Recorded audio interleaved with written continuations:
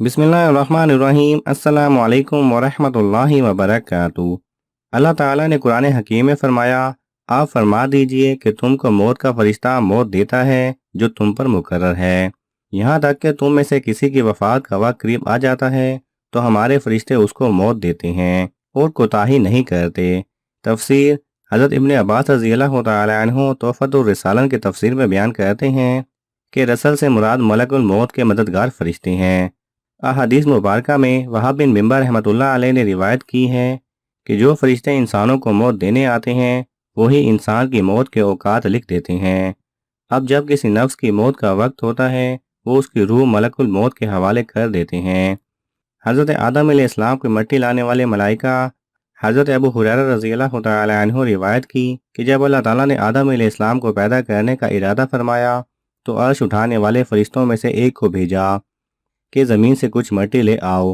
جب فرشتہ مٹی لینے کو آیا تو زمین نے فرشتے سے کہا، میں تجھے اس ذات کی قسم دیتی ہوں جس نے تجھے میرے پاس بھیجا کہ میری مٹی تو نہ لے جا تاکہ کل اسے آگ میں نہ جلنا پڑے۔ جب وہ اللہ کی بارگاہ میں پہنچا تو اس نے دریافت کیا کہ مٹی کیوں نہ لائے۔ فرشتے نے زمین کا جواب سنا دیا کہ اے مولا، جب اس نے تیری عظمت کا واسطہ دلایا تو میں نے اسے چھوڑ دیا۔ تو اللہ تعالیٰ نے دوسرے فرشتے کو بھیجا، اس کے ساتھ بھی یہی معاملہ ہوا، حتیٰ کہ ملک الموت علیہ السلام کو بھیجا۔ زمین نے ان کو بھی یہی جواب دیا تو آپ نے فرمایا، اے زمین، جس ذات نے مجھے تیری طرف بھیجا ہے وہ تجھ سے زائد اطاعت و فرما برداری کے لائق ہے، میں اس کے حکم کے سامنے تیری بات کیسے مان سکتا ہوں۔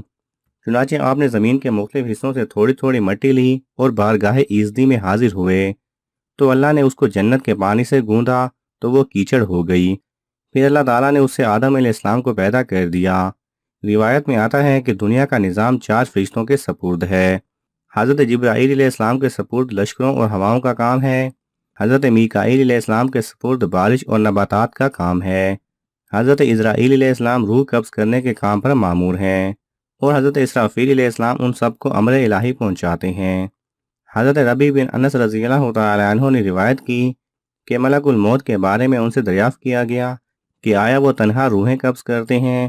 تو انہوں نے فرمایا کہ ملک الموت کے مددگار ہیں اور متبع ہیں اور وہ ان کے قائد ہیں، اور ملک الموت کا ایک قدم مشرق سے مغرب تک ہے، اور مومنین کی روحیں سدرہ کے پاس ہوتی ہیں۔ ابن عباس رضی اللہ تعالی عنہ نے یہ تفسیر روایت کی کہ اس سے مراد وہ فرشتے ہیں جو ملک الموت کے ساتھ میت کے پاس روح قبض کرنے کے وقت حاضر ہوتے ہیں۔ ان میں سے کوئی روح کو لے کر چڑھتا ہے اور کوئی آمین کہتا ہے، اور کوئی نماز جنازہ ہونے تک میت کے لیے استغفار کرتا رہتا ہے۔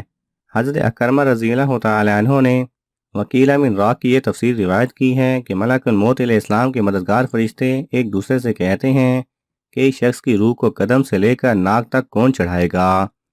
حکایت، خزرج نے کہا کہ میں نے رسول اللہ صلی اللہ علیہ وسلم کو ایک میت کے پاس دیکھا کہ آپ صلی اللہ علیہ وسلم ملک الموت علیہ السلام سے خطاب فرما رہے تھے کہ اے ملک الموت، میرے ساتھی کے ساتھ نرمی کرو کیونکہ وہ مومن ہے۔ تو ملک الموت نے جواب دیا کہ آپ کی آنکھیں ٹھنڈی ہوں اور دل خوش ہو، میں تو ہر مومن پر نرمی کرتا ہوں۔ اے محمد صلی اللہ علیہ وسلم، کہ میں جب آدمی کی روح قبض کرتا ہوں تو چیخنے والے چیختے ہیں تو میں کہتا ہوں کہ باخدا ہم نے اس پر ظلم نہیں کیا، نہ اس کو وقت سے پہلے موت دی اور ہم نے اس کو موت دے کر کوئی گناہ نہیں کیا۔ تو اگر تم اللہ تعالیٰ کے کیے پر راضی ہو تو مستحق اجر ہوگے، ورنہ لائق عذاب اور ہم کو تو بار بار آنا ہی ہے۔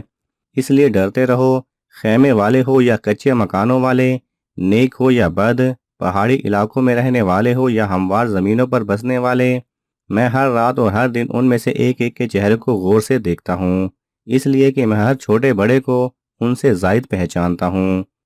باخدا اگر میں مچھر کی روح بھی قبض کرنا چاہوں تو بے اذن الہی قبض نہیں کر سکتا۔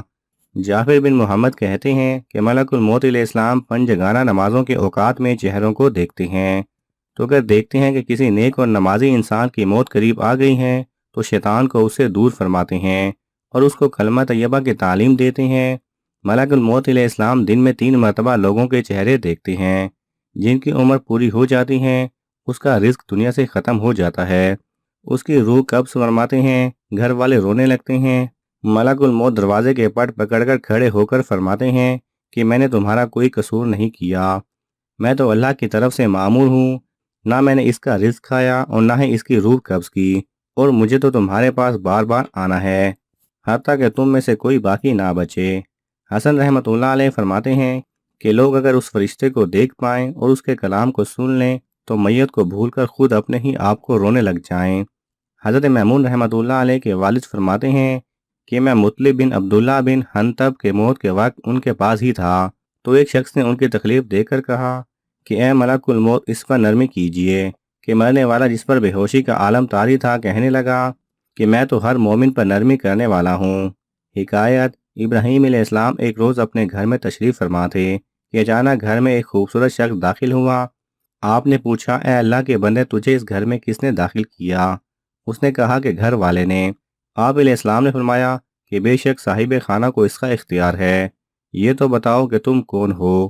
اس نے کہا کہ میں ملک الموت ہوں۔ آپ نے فرمایا کہ مجھے تمہاری چند نشانیاں بتائی گئی ہیں مگر تم میں ان میں سے ایک بھی نہیں۔ تو ملک الموت نے پیٹھ پھیر لی۔ اب جو آپ نے دیکھا تو ان کے جسم پر آنکھیں ہی آنکھیں نظر آنے لگیں اور جسم کا ہر بار نوکدار تیر کی طرح کھڑا تھا۔